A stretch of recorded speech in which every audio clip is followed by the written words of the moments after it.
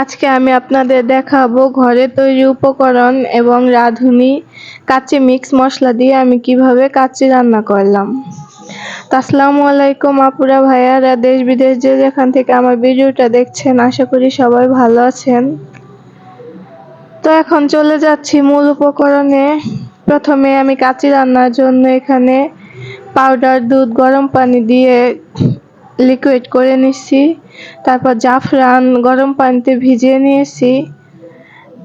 তারপর দুধের মধ্যে একটু জর্দার কালার মিশিয়ে নিয়েছি, আর রেখেছি হচ্ছে ঘি। তো এখন আমরা মাংসটা ম্যারিনেট করতে চলে যাচ্ছি। প্রথমে আমি 1 টেবিল চামচ আদা ও 1 টেবিল চামচ রসুন বাটা দিয়ে দিছিলাম, এটা ভিডিও করতে ভুলে গেছি। দেওয়ার পরে এখন গরম মশলা, ওই মশলার প্যাকেটের মধ্যে যেটা ছিল সেখান থেকে আমি শুধু দারুচিনি, এলাচ, লং, তেজপাতা এগুলোই দিয়ে দেব, বাকিগুলো রেখে দেব। সবগুলো দিব না, চাউলে দেওয়ার জন্য রেখে দেব একটু। তো মশলাটা দিয়ে নেওয়ার পরে আমরা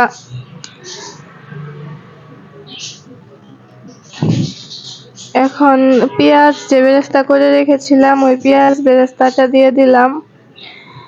তো পেঁয়াজ বেরেস্তাটা আমি ভিডিও করিনি, সব ভিডিও করা তার পসিবল না। তো এখন এই যে আপনাদের ভাইয়াকে বলেছিলাম টক দই আনতে, সে টক দই নিয়ে আসছে, কিন্তু ডিপ ফ্রিজে রাখা, একদম বরফ হয়ে আছে। আমি জানি না, আমি আগের থেকে ঢাকনা খুলে রাখিনি। এখন এই যে টক দইয়ের সাথে যুদ্ধ করতে করতে আমার জীবন শেষ। তো যাক, টক দইয়ের সাথে যুদ্ধ করার পর আমি একটু টক দই দিয়ে দিলাম। তারপর দিয়ে দিচ্ছি বিরিয়ানির মশলাটা। 1 কেজি মাংসের জন্য 1 প্যাকেট মশলা পুরোটাই দিতে হবে। আমার এখানে সম্ভবত 1 কেজি মাংসের উপরে আছে, যেহেতু আমি মেপে নেইনি। তো মশলাটা দেওয়ার পরে আমি একটু হলুদের গুঁড়া দিয়ে দিতেছি, একটু মরিচের গুঁড়া দিয়ে দিব, একটু সজের গুঁড়া দিয়ে দিব। তো এটা অপশনাল, আপনারা কেউ না দিতে চাইলে স্কিপ করতে পারেন, আবার কেউ চাইলে দিতে পারেন। আমার ভালো লাগে সেই জন্য আমি দিলাম। সব কিছু দেওয়া হয়ে গেলে আমি মাংসটা ভালো করে মেখে নেব।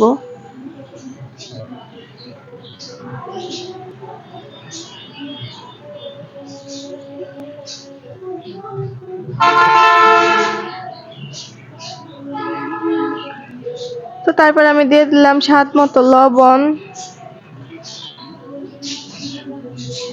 এখন দিয়ে দিচ্ছি সামান্য পরিমাণ ঘি। ঘিটা দেওয়ার পরে ভালো মতো মেখে নেব। ভালো মতো মাখা হয়ে গেলে এখানে আবার একটু গুঁড়া দুধ দেওয়া উচিত ছিল, গুঁড়া দুধ দিলে খেতে ভালো লাগে। যেহেতু আমার ঘরে যেটুকু গুঁড়া দুধ ছিল আমি সবটুকুই পানি দিয়ে লিকুইড করে ফেলছি, এখন আর গুঁড়া দুধ নেই, সেজন্য আমি একটু দুধ দিয়ে নিলাম ওইখান থেকে। তো দেওয়ার পরে আবারও ভালো করে মাখবো, মেখে রেখে দেব ঢাকনা দিয়ে ঢেকে।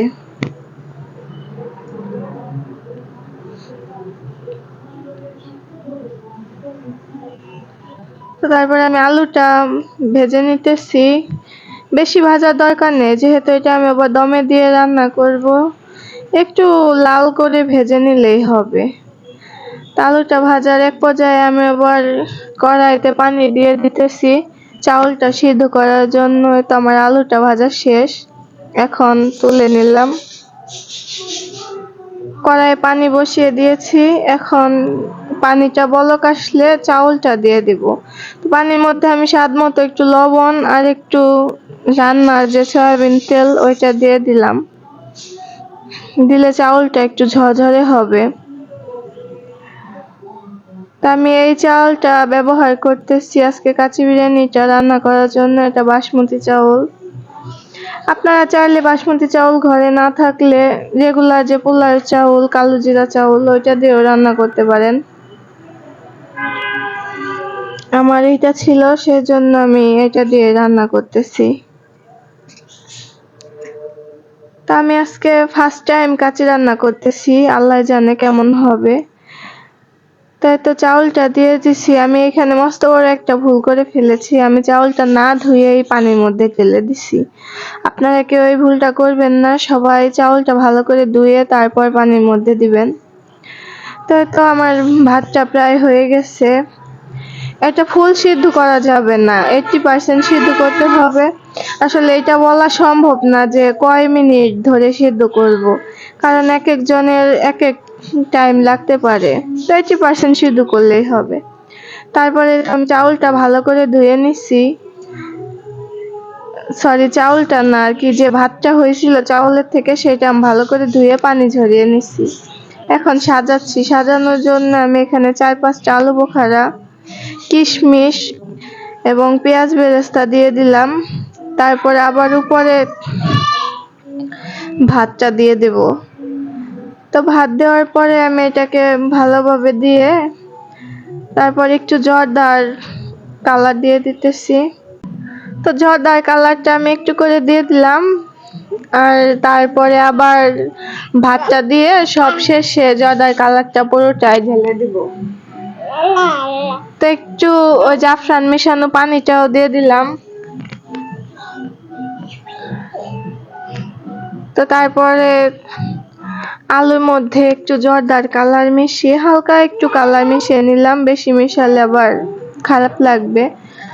তা আলুগুলো দিতে আমি ভুলে গেছিলাম, এই জন্য ভাতের ভিতরে এইরকম করে দিয়ে দিতেছি। আপনারা আলুটা আগে দিয়ে নেবেন।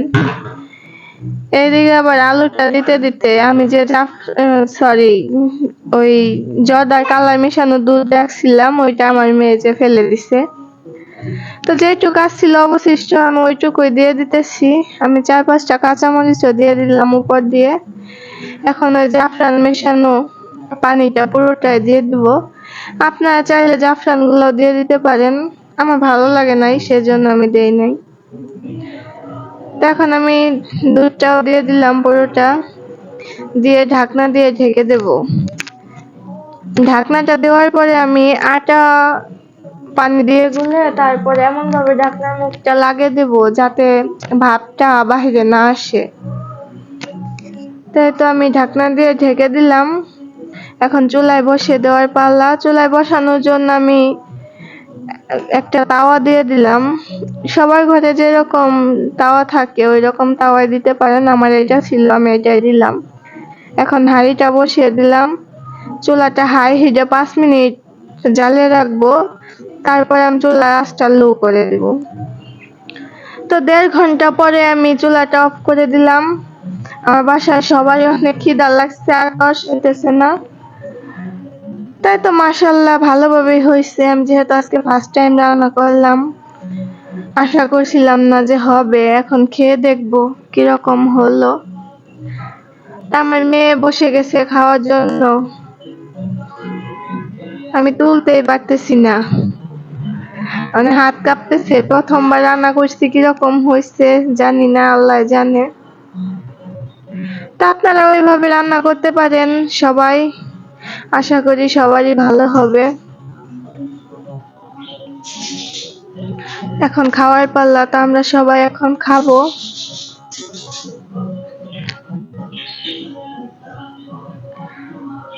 তাই তো খাওয়া দাওয়ার পরে এখন আমার এইটুক রয়ে গেছে, যেহেতু আমরা 2জন মানুষ আর আমার মেয়েও ছোট, খাইতে পারে না এত। তো খাওয়ার পরে দেখেন এতগুলা প্লেট জমা হয়েছে এই কাচ্চি বিরিয়ানি রান্না করতে যেয়ে। তো এখন খাওয়া দাওয়া শেষ, এখন প্লেটগুলো ধুইতে হবে। তো ধন্যবাদ সবাইকে আমার ভিডিওটা দেখার জন্য। সবাই আমার চ্যানেলটাকে লাইক করবেন, সাবস্ক্রাইব করবেন।